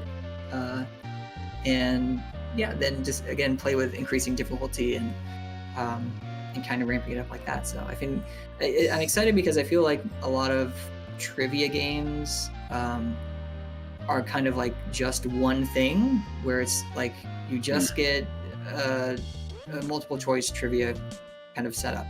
But I feel like here we're gonna have a really diverse set of like unique mini games that are all pretty different. Like the spelling one is kind of a word-based thing. The multiple choice kind of identification one is, I guess, a more traditional trivia one, but we have other ones where you're like ranking. You get shown multiple reads and you have to rank them by size and or by weight and by height and different traits and properties and things like that. So there's gonna be like a lot of variety too. So I think it's gonna be kind of fun that it's not gonna just be the same thing over and over and over and over again. It's gonna be pretty different, like as you keep playing. So yeah. That sounds awesome. Thanks. The only other thing I noticed so far, at least, like so I have an iPhone and it's on iOS 12, which usually, like I like every so often I get like an update from like an app that tells me that it's not going to work on my phone anymore. But like this is working fine. I don't know if that's like a test flight thing or anything, but that was just something else I thought of. Yeah, I think we do have it set. I think the minimum iOS version is set to 11, so it should be good. Yeah, I mean, our ambition, I mean, this game is not, hopefully, not like very performance intensive or anything. So yeah, our goal is to try and put it in as many like iOS and Android devices as possible, whether they're brand new or whether they're, many years old. I feel like we should be able to get it on there. So. Awesome. So I might have missed it, Tom. You might have just been talking about it, but the different levels, those will be increasingly harder challenges as you kind of go along. Is that sort of the idea? Yep. So in the beginning, when we start, we have kind of these bronze levels, and these are all going to be easy, and then we'll get to kind of a like boss challenge type thing. You gotta go against this, I guess, their lab, and then you'll move on to the this is easy, and then it gets to medium, is all the silver ones, and then you have to go up against a little Maltese puppy, and that'll get you through into the hard section, and then go against the bulldog, and that'll get you into the expert area, and then you go against the Great Dane, and if you can do that, you'll become the top dog and win the game. And we're also going to have an arcade mode where you can practice just all the different types of mini games. You can choose which one you want to do and practice. Those will all add to your score, and so you can just kind of keep leveling up and grinding like that. And then if you want to go for a spot on the leaderboard, these are kind of temporary things right now, but you'll be able to, based on your total score, that'll be the combination of your arcade and your progress in this like adventure mode type gameplay. Oh, cool. And so it combines both of those, but we also just have the adventure mode if people want to check out how people are doing that. and then also the arcade that you've done, like lifetime, adding up all your arcade scores, but also arcade for just the monthly scores. Oh, so you can see how you're doing against all the competition per month. And yeah, you can see how well you actually know all your different breeds, which there's a lot of them. I like started and I was like, oh, this game is gonna be easy. Like, I know what a golden retriever is. Like, I know this is a Rottweiler. Like, that's pretty easy. But then you get into like the really obscure ones, like a Portuguese water dog, and it's like that's not real. Apparently it is. And that haircut. Yeah, that was a very well groomed. That was a show groom, I think. Oh, Sammy.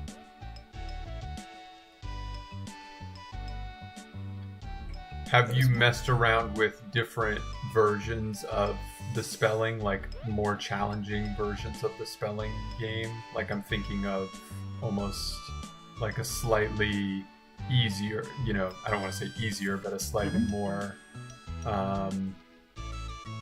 entry-level version might be multiple choice, but it's just the letters to spell the, you know, 3 different dogs, but they're jumbled up.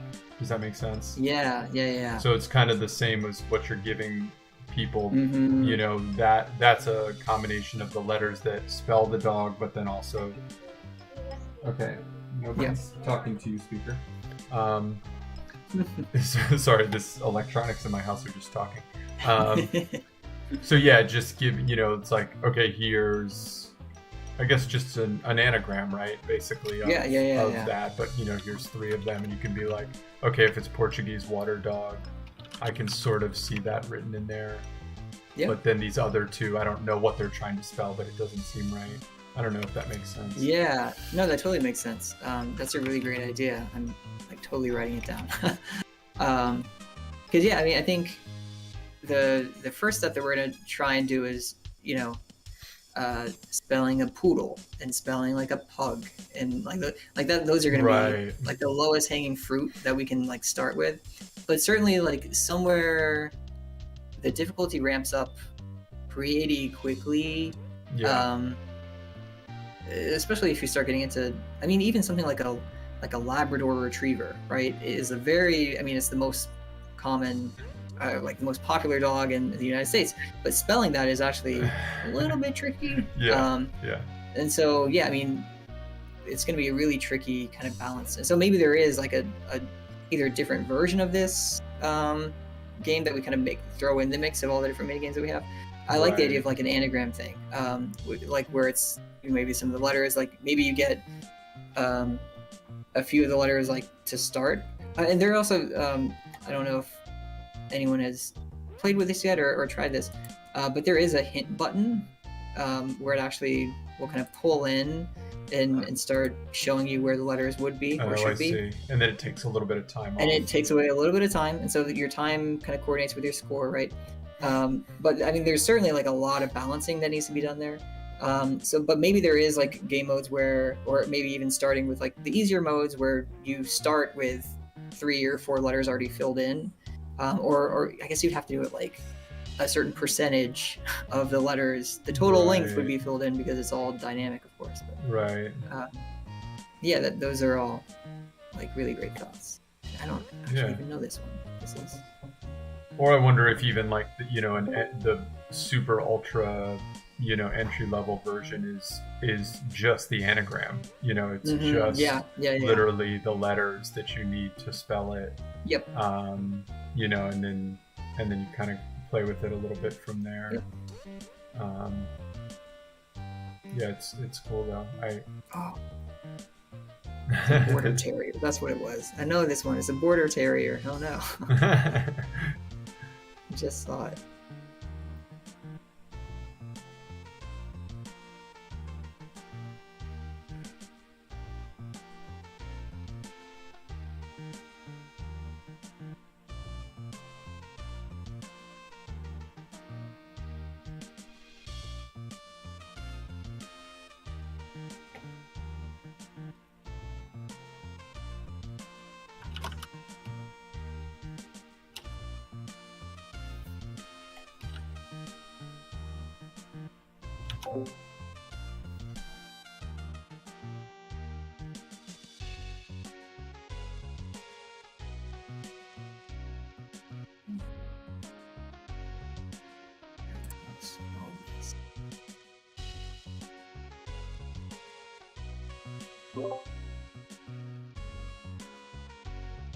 Thank you.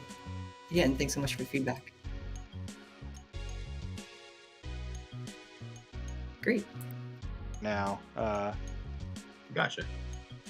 Yeah, I So, mean, yeah. it has a ton of features. Okay, but what do you? It's got like a level builder. Yeah, I'm seeing So this. you can. I mean, I'm a little bit. I'm not very good at it yet, but.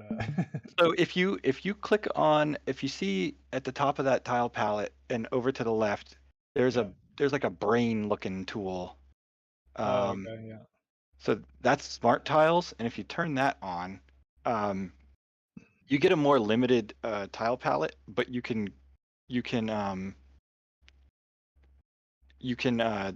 create like areas of contiguous tiles with it.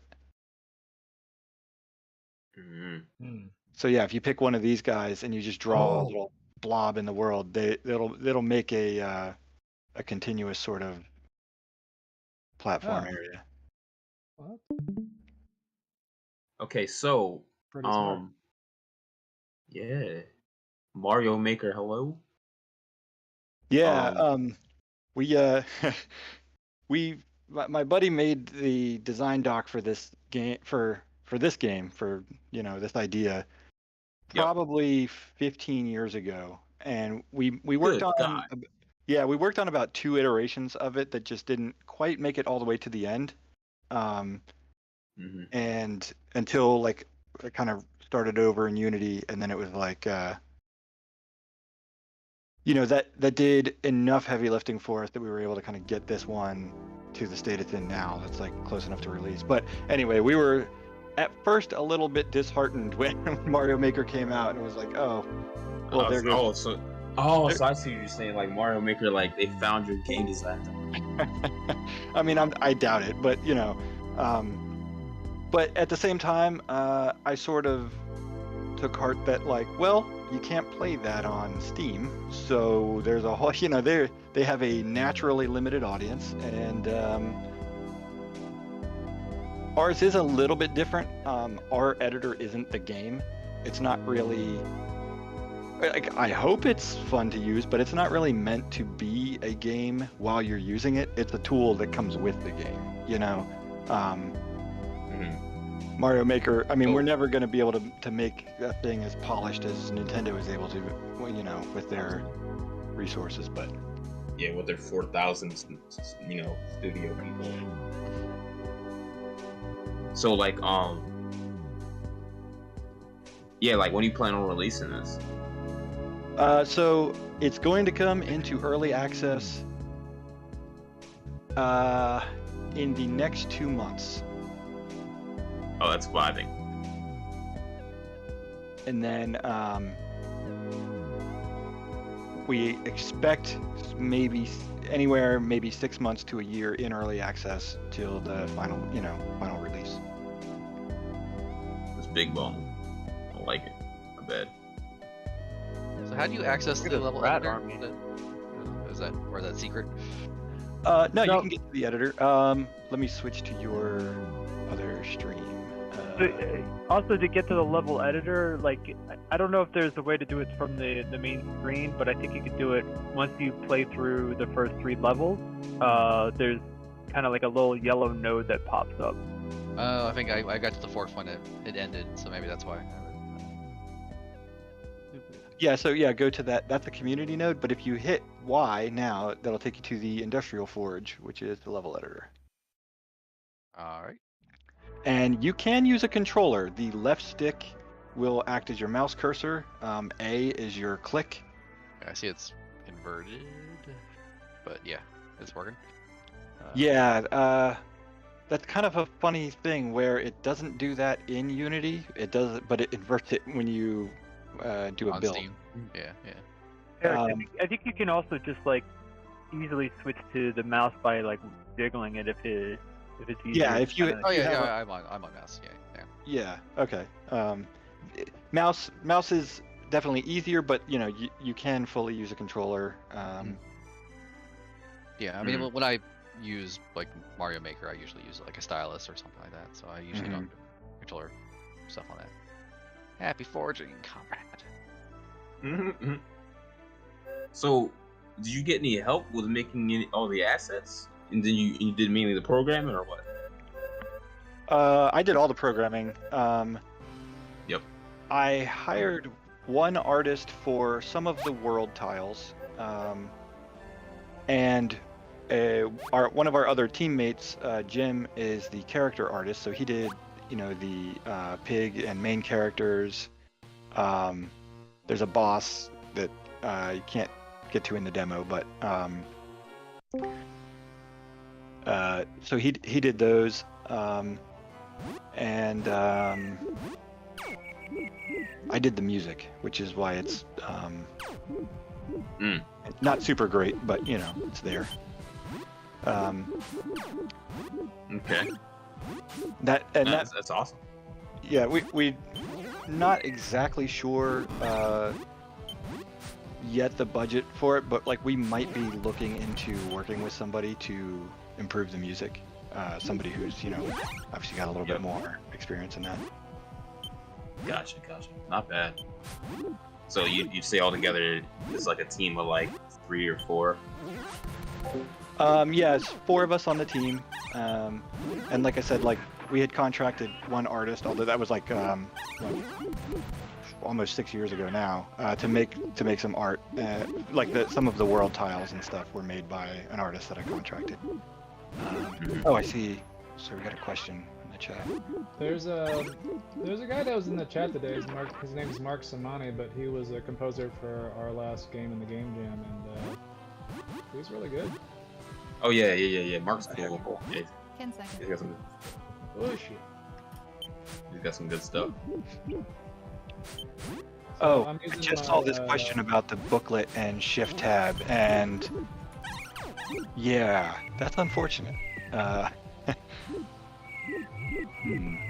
You can also click the previous button. Yeah, I did that. I just didn't know if you realized that it opened the Steam. If someone's playing in Steam, it just opens the overlay and doesn't. Yeah, I developed that before we integrated with Steam, and yeah, I'll have to find some other way of navigating to previous. Nina look a little lonely, and I'm gonna go ahead and join them. Well, thanks for checking it out. Yeah, thanks for stopping in. Sure. Yo, this looks neat, for real. Like, hey, Keenan. Yeah. Well, I wanted to say that I do a little bit of writing for games and writing in general, and like just watching your demo actually kind of inspired me for something not necessarily related to your project, but it's like as I was watching, like you load in a character, I was like, oh man, that would be pretty cool sci-fi material right there. So thanks for the inspiration. Oh yeah, no problem. Yeah, like so you want to write like a sci-fi story now? Oh yeah. Sounds good to me. I'll check in with you later about that. What's your name, Sean? Yep. All right, Sean. All right, nice meeting you. Nice talking to everybody here. Nice meeting you, Keenan. Thanks for checking it out. All right.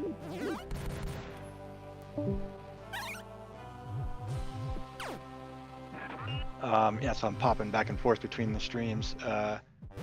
Oh, okay, you went back to gameplay. Yeah, I was just testing with the controller. I'm using a Switch Pro controller right now, and it's much easier. Okay. Oh well, in my opinion, I don't know. There's probably people that prefer keyboard. I'm glad to see it works with Switch Pro. I didn't have one of those to test with. I was trusting the Unity new input system to just handle that. Yeah, it's good. I think it's good. And do you see Switch flavored control prompts? Because that's one thing I put in. Okay. Okay, maybe that's not quite as dynamic as I was hoping. Other games do that too. It's not just you. I'm playing It Takes Two with a friend, and I have a PlayStation controller, and I've never had an Xbox. I'm just like, which one is that button? I don't know. And sometimes like a lot of games do automatic switching these days. I mean, like Overwatch will switch, or Destiny will switch, like depending what you touch at any given moment. But I kind of like Control is the only game I've seen this happen where you can actually choose what buttons you want. Like you could say like, oh yeah, I'm on Windows, but I want PlayStation icons. You actually we have that in our options. I tried to make it auto detect, and the auto detect is maybe not working 100%, but you can actually like tell it that you just want to see PlayStation or Xbox or Switch prompts. Yeah, because I'm a little unusual in that I have a controller that connects to the computer as a Windows, like Xbox controller, but it's a Super Nintendo themed controller. So right. I'm always like, why? I'm like, oh, the other why. Oh yeah. So this matches up to my Nintendo Switch controller, the Pro controller. Because A was jump, which is jump right now, and then I believe Y, which is the west button, that was switch. Yeah. So I think it does work.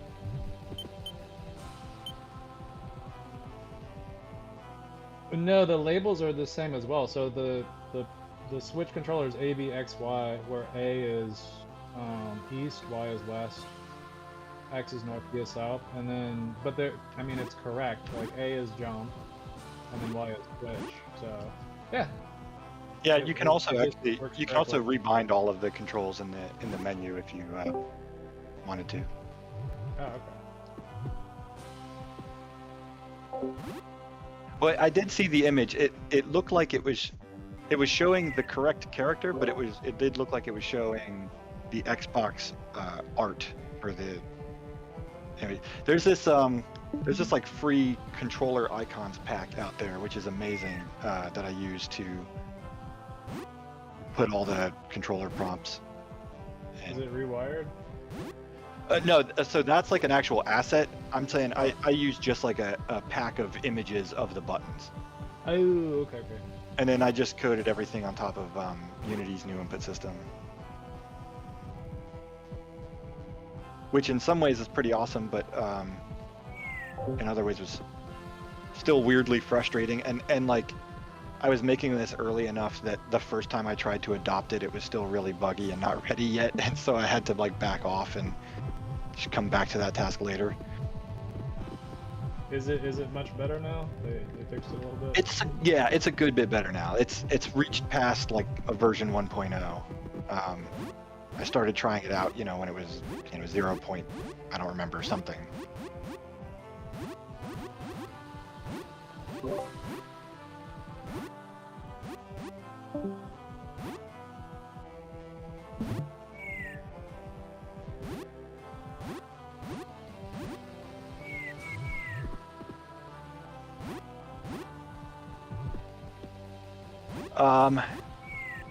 Sure.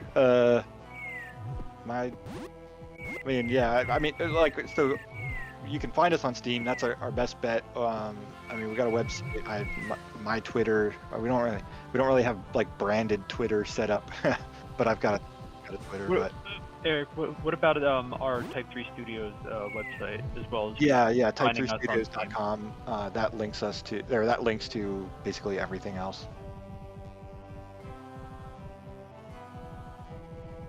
Type 3 studios.com. Thank you.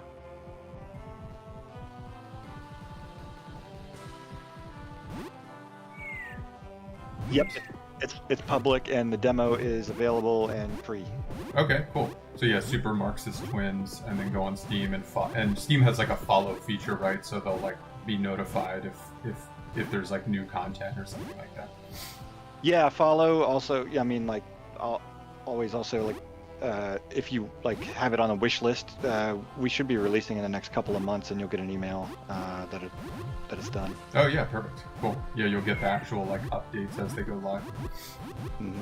Cool. Sounds good. Well, or I should say, we'll be releasing early access. Early access. Nice. Yeah, I mean, it's always good to get it out there, right? Because if people are stumbling across it, I mean, we have so many people finding the, Philly Game Mechanics live streams after the fact. So, they could see a game and being able to just like go to your guys' website or go to the Steam page. It's like, that's always awesome that they can check that stuff out. Yeah, thanks. Actually buy it when it comes out. Spend some money on it. Keitra, I was wondering, do you guys have like maybe like a Philly Game Mechanics like emblem that we might be able to put on the Steam web page to say like we've worked for you guys or worked with you guys? Yeah, that's a good question. I would say talk to Tom or Steph about that. They're going to be the people like in the on the list on the side of Discord at the very top. They're like the main moderators of the Discord. So they'll be able to give you an answer. I don't know if there's an official Philly Game Mechanics, like banner that goes on the side, if we've ever made one of those. But I'm sure if it's something, that you all wanted to make up, because I've seen that on some games where they'll say like, oh, we showed the game, at PAX or something like that, and they'll put like a PAX banner. So yeah, talk to Tom or Steph about it, and I'm sure they could like, help you set up something like that pretty easily. Yeah, and just last final shout out, since this is a Philly, thing. We're going to be showing the game in Philly at the Fan Expo on April 8th through 11th, I think are the dates, something like that, cool. that weekend. Oh, that's awesome. So if anybody's going to that, say hi. Yeah, perfect. Yeah, that's it. That's so instead of throwing the money into their computer, they can throw it right into your face. Yep. Cool, awesome. All right, well, thanks, guys. I'm going to hop over to the other ones and then end the stream. All right, thanks. Yeah, Thanks, catch you later. Pedro. Yeah, peace. And we have 3 pictures there's 197 breeds in the game, and I had to go and kind of manually find 3 pictures for all 197 of them. So there's 500 something pictures in the game, and I had to go find all of them, and so I'm pretty familiar with how all of them look. I've done a lot of research and a lot of homework to figure it all out. But so we have that identification game, and then we have this spelling game. And this is actually an easier one. This is a Samoyed. Yeah. We know that. Oh, I spelled it wrong. You said that's easier. I looked at that and I was like, that's how you spell it? Compared, and again, I've had some practice. So compared to this, right, which I do know this. This is I know this one. This is, it looks like a Doberman, but it's not. See, a black, okay. And black and tan, okay. Cocker Spaniel. Coon. Coonhound? Check that out. Gosh. I didn't know that was a thing. Really good, y'all. Yeah, I've never heard that. Man, you could be a vet now. Too. Yeah. You have just passed veterinary school. Again, I had to do a lot of research. But games where you learn as you go along are the most fun, don't they? Yeah. I mean, and that's the thing with this project, is I think it's cool because it actually is really, really educational. I don't think about it that much. I mean, we designed it to be strictly entertainment. But yeah, you do learn like quite a lot. Bro, you know this app will hit the market so hard, Tom. I don't think you really understand. I hope so. Like great. You know how many girls love dogs. Yeah. Let's just be honest. I mean, everyone does. Yeah, people love dogs, right? Coming out of COVID, right? Like everyone is really into knowing all about dogs, right? That's right. Yo, and that's why it's going to hit so hard. Because people, I could imagine literally everybody sitting on their couch, laid down on their back, just guessing dogs for hours. Mm-hmm. Yeah. No, it's like, what was because this really reminds me of like, I guess Kahoot, but like there's like education games like where you play with a group of people. Yeah. Yeah, that's kind of what it reminds me of, and like, because I'm in the education industry now. Yeah. So like that's what we always play with the kids, and they always love it. So yeah, no, I could definitely see this picking up. Bruh. The Black Russian Terrier. So like, see, that one's deceptive because that dog looks huge. Yeah. Yeah, and that was one of the hard parts too, is, you know, in choosing photos, like you want to choose photos that are representative, but you also want to like try and get ones that show perspective and like the size and all that stuff. Right. It's hard. Yeah, that Black Russian Terrier, you're gonna have to Photoshop like a big person next to them, like petting them, so people are like, oh, it's a little dog. Hey Tom, so I'm gonna wrap up the YouTube stream here in a minute. Do you want to quickly shout out like where folks can follow your guys' stuff so they can know like when the game comes out and all that? Yeah, you can find this and many more really great, amazing games. We have a whole other game about a dog going trick-or-treating on Halloween. So if you're into our dog content, there is more of that. Dog Studios. And so yeah, you can find us on probably, what's the easiest, the best one? Just go to gossamergames.com or gossamer.games. You can find us on Twitter. We're taking a little bit of a social media hiatus to actually work on our video games, because every time we're on Twitter, we're not working on video games. So we're gonna try and be really productive this spring. So but you can find us on social media. On Twitter is just at Gossamer Games. But yeah. Cool. And I don't know, do the app stores for like Apple and Google Play, do they have a follow feature? Like if people could they find this game and like follow it to see when it comes out, or is that not really a thing? There is a pre-order.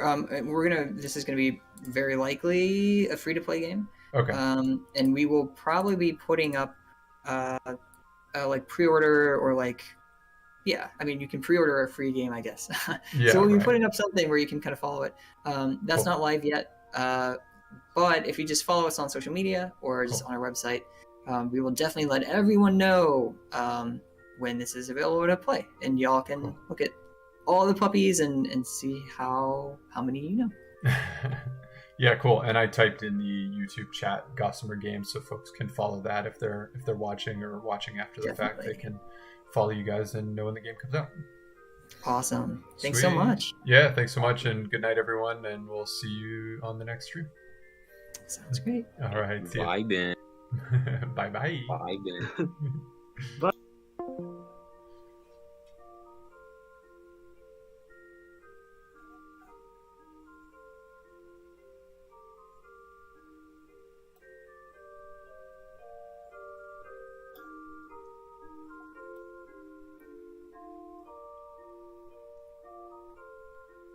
All right, well, that brings us to the end of the stream here. We are going to wrap things up.